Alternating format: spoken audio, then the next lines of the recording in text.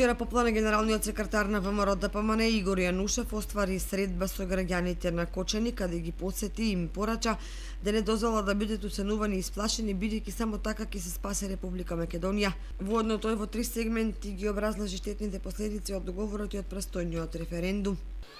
Обидувајќи се да им го објасниме договорот капитулантски кој што владата на Заев, предводена од Заев на СДСМ, го потпише и штетните последици кои што произлегуваат од него.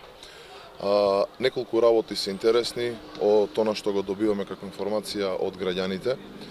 Пред се дека освен штетните последици од договорот, дека граѓаните исто така се многу заинтересирани да разговарат и за реалните проблеми кои што ги тиштат.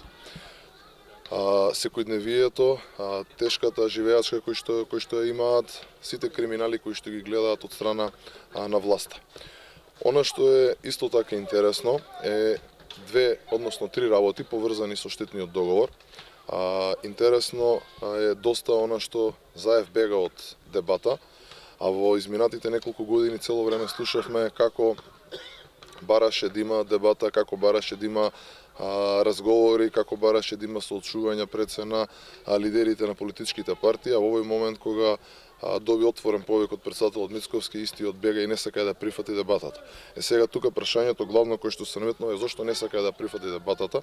Не сака да прифати дебатата, бидејќи нема одговор на сите оние штетни последици кои што како партија, како ВМРО ДПМН ги нотираме пред сите граѓани во Република Македонија.